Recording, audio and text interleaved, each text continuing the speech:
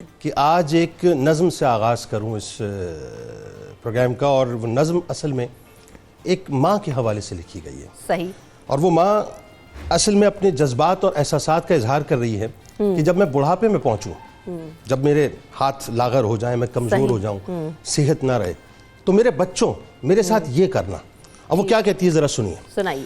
وہ کہتی ہے کہ میرے بچوں، اگر تم مجھ کو بڑھاپے کے حال میں دیکھو، اکھڑی اکھڑی چال میں دیکھو، مشکل ماہو سال میں دیکھو، صبر کا دامن تھامے رکھنا، کڑوا ہے یہ گھونٹ پی چکھنا، اف نہ کہنا، غصے کا اظہار نہ کرنا، میرے دل پہ وار نہ کرنا. ہاتھ میرے گر کمزوری سے کانپ اٹھے اور کھانا مجھ پر گر جائے تو مجھ کو نفرت سے مت تکنا، لہجے کو بیزار نہ کرنا. بھول نہ جانا ان ہاتھوں سے تم نے کھانا کھانا سیکھا. جب تم کھانا میرے کپڑوں اور ہاتھوں پر مل دیتے تھے، میں تمہارا بوسہ لے کر ہنس دیتی تھی. کپڑوں کی تبدیلی میں گر دیر لگا دوں یا تھک جاؤں، مجھ کو سست اور کاہل کہہ کر اور مجھے بیمار نہ کرنا. بھول نہ جانا کتنے شوق سے تم کو رنگ برنگے کپڑے پہناتی تھی، ایک ایک دن میں 10 بار بدلواتی تھی. میرے یہ کمزور قدم گر جلدی جلدی اٹھ نہ پائیں، میرے ہاتھ پکڑ لینا تم، میرے ہاتھ پکڑ لینا تم، تیز اپنی رفتار نہ کرنا. بھول نہ جانا میری انگلی تھام کے تم نے پاؤں پاؤں چلنا سیکھا، میری باہوں کے حلقے میں گرنا اور سنبھلنا سیکھا. جب میں باتیں کرتے کرتے رک جاؤں، خود کو دہراؤں، ٹوٹا ربط پکڑ نہ پاؤں، ٹوٹا ربط پکڑ نہ پاؤں، یاد ماضی میں کھو جاؤں، آسانی سے مجھ کو نہ پاؤں.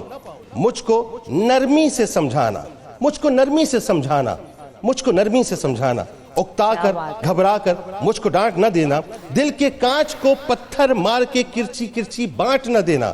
بھول نہ جانا جب تم ننھے مننے سے تھے، ایک کہانی 100 بار سنا کرتے تھے، اور میں کتنی چاہت سے ہر بار سنایا کرتی تھی. جو کچھ دہرانے کو کہتے میں دہرایا کرتی تھی.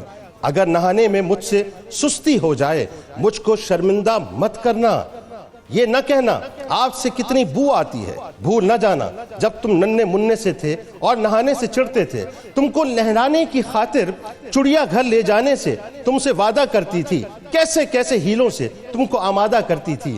گر میں جلدی سمجھ نہ پاؤں، وقت سے کچھ پیچھے رہ جاؤں، مجھ کو کچھ مہلت دے دینا، شاید میں کچھ سیکھ سکوں. بھول نہ جانا میں نے برسوں محنت کر کے تم کو کیا کیا سکھلایا تھا، کھانا پینا چلنا پھرنا ملنا جلنا لکھنا پڑھنا اور آنکھوں میں آنکھیں ڈال کے اس دنیا کی آگے بڑھنا. میری کھانسی سن کر گر تم سوتے سوتے جاگ اٹھو، مجھ کو تم جھڑکی نہ دینا، یہ نہ کہنا جانے دن بھر کیا کیا کھاتی رہتی ہے اور راتوں کو کھوں کھوں کر کے شور مچاتی رہتی ہے. بھول نہ جانا میں نے کتنی لمبی راتیں تم کو اپنی گود میں لے کر ٹہل ٹہل کے کاٹی ہیں. گھر میں کھانا نہ کھاؤں تو تم مجھ کو مجبور نہ کرنا، جس شے کو جی چاہے میرا اس کو مجھ سے دور نہ کرنا. پرہیزوں کی آڑ میں ہر پل میرا دل رنجور نہ کرنا.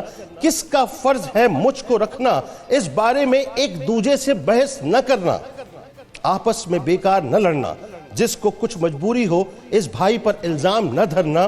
گر میں ایک دن کہہ دوں عرشی اب جینے کی چاہ نہیں ہے، یوں ہی بے وجہ بیٹھی رہتی ہوں، کوئی بھی ہمراہ نہیں ہے، تم مجھ پر ناراض نہ ہونا.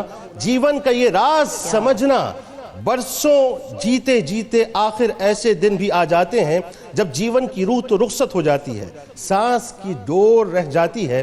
شاندار کل تم کو جان سکو گے، اس ماں کو پہچان سکو گے، اس ماں کو پہچان سکو گے. گرچہ جیون کی اس دوڑ میں میں نے سب کچھ ہار دیا ہے، لیکن میرے دامن میں جو کچھ تھا تم پر وار دیا ہے، تم پر وار دیا ہے. لیکن میرے دامن میں جو کچھ تھا تم پر وار دیا ہے، تم کو سچا پیار دیا ہے. جب میں مر جاؤں تو مجھ کو میرے پیارے رب کی جانب چپکے سے سرکا دینا اور دعا کی خاطر ہاتھ اٹھا دینا. میرے پیارے رب سے کہنا رحم ہماری ماں پر کر دے، جیسے اس نے بچپن میں ہم کمزوروں پر رحم کیا تھا. بھول نہ جانا میرے بچوں جب تک مجھ میں جان تھی باقی، خون رگوں میں دوڑ رہا تھا، دل سینے میں دھڑک رہا تھا، خیر تمہاری مانگی میں نے، میرا ہر ایک سانس دعا تھا، میرا ہر ایک سانس دعا تھا. جنید بھائی جب جو اپنے بچوں کو وہ نصیحت کرتی ہے، ابھی کچھ دنوں پہلے کی بات ہے کہ اگر بچے عمل کر لیں تو دنیا بھی بن جائے اور آخرت بھی بن جائے. بالکل بڑی نصیحتیں ہوتی ہیں، لیکن بڑا قریب سے دیکھا نا کہ ایک تو مائیں وہ ہیں جن کے پاس ان کے بچے ہیں، لیکن کچھ مائیں معاشرے میں ایسی بھی ہیں. ابھی بڑی کچھ دن پہلے ویورز جو ہمیں فالو کرتے ہیں، جو دیکھتے ہیں، وہ جانتے ہیں کہ ابھی ہم کچھ دن پہلے فاؤنٹین ہاؤس سے ہو کر آئے. اس کے علاوہ بھی کراچی میں بھی عیدی ہومز ہیں، اولڈ ایج ہومز ہیں، جہاں پر جانے کا اتفاق رہتا ہے. جب جاتے ہیں، جب باتیں کرتے ہیں ان سے، ان کے اپنے بچے ماں باپ کے چھوڑ جاتے ہیں، صرف ایک ہی بات ہوتی ہے ان کے لبوں کے اوپر، ان کی ماؤں کی جو اپنے بچوں کے لیے کہہ رہی ہوتی ہیں، اور صرف یہی کہہ رہی ہوتی ہیں کہ میرے بچے خوش رہیں، مجھے اور کچھ زندگی میں نہیں چاہیے، وہ بس مجھے ایک دفعہ ملنے آ جائیں، مجھ سے ناراض نہ ہو اور اپنی زندگیوں میں کامیاب رہیں، ناکام نہ ہو. تو ماں کے دل پہ تو ہمیشہ یہی دعا ہوتی ہے، ان کے لبوں پہ یہی دعا ہوتی ہے، اور ہم شاید ان چیزوں کو ریئلائز نہیں کرتے، اپنے بزرگوں کی باتوں کو، بزرگوں کی نصیحتوں کو. میں آپ کو ایک انتہائی ریئل سٹوری سناتا ہوں. ضرور. ابھی کچھ دنوں پہلے ایک شخص سے ملاقات ہوئی. وہ شخص زارو قطار رو رہا تھا، زارو قطار رو رہا تھا. میں نے وجہ پوچھی اس سے. اچھا، ہمارے وہ سمجھ لیجئے کہ کسی کے تعلق سے ایک دور کے جاننے والے تھے. میں نے وجہ پوچھی. میں نے کہا وجہ کیا اتنے رونے کی؟ کہنے لگے جنید بھائی بتا نہیں سکتا. میں نے کہا بتاؤ.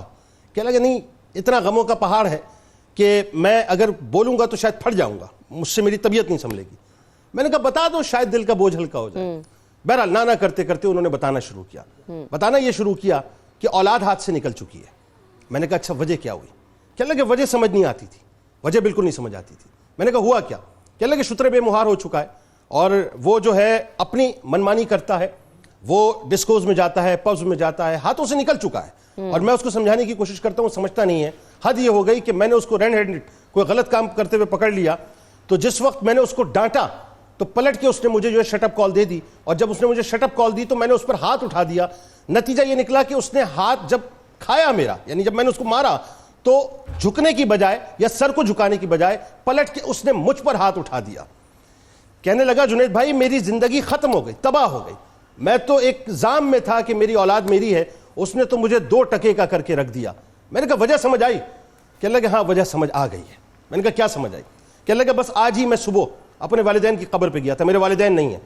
میں جا کر ان کی قبر کے سرانے بیٹھ گیا، اور بیٹھنے کے بعد زارو قطار میں نے رونا شروع کیا. اور رونے کے بعد اس قبر کی مٹی کو اٹھا کر میں نے اپنے سر پہ ڈالنا شروع کیا. اور سر پر ڈالنے کے بعد میں بار بار ان سے معافیاں مانگتا رہا اور یہ کہتا رہا کہ مجھے معاف کر دیجئے، جو کچھ میں نے آپ کے ساتھ کیا تھا زندگی میں آج اللہ تعالیٰ نے دنیا میں مجھے دکھا دیا ہے. میں نے کہا کیا کرتا تھا تو اپنے والدین کے ساتھ؟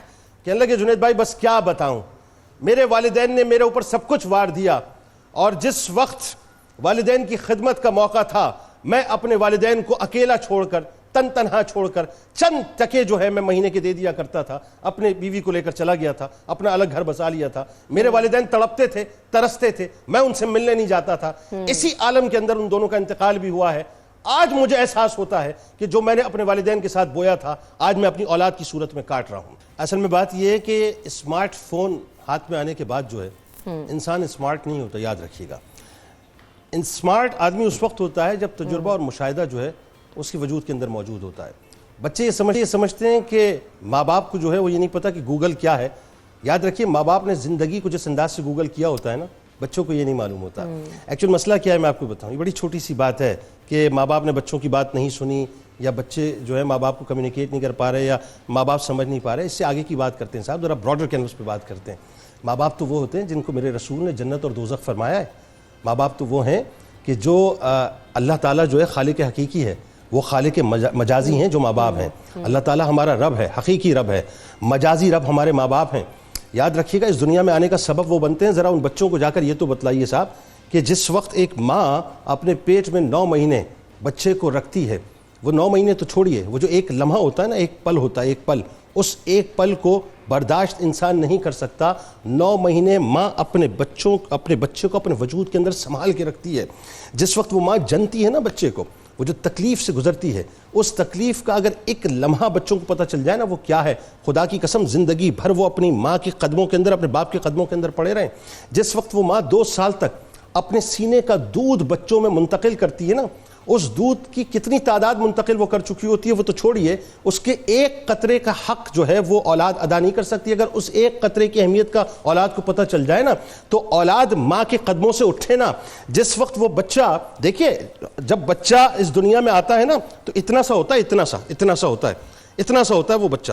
اور جس وقت وہ بچہ ماں باپ کے ہاتھوں میں آتا ہے نا, وہ جس وقت ماں مسکرا کر اس بچے کو دیکھتی ہے نا, اس لمحے کو, وہ جو مسکراہٹ کا لمحہ ہے, خدا کی قسم ساری زندگی کی مسکراہٹ ایک طرف ہے, اور اولاد کو اگر پتہ چل جائے کہ میری ماں نے مجھے دیکھ کر اس طرح سے جو ہے مسکراہٹ مجھے دی تھی, اس مسکراہٹ کا وہ حق ادا نہیں کر سکتا.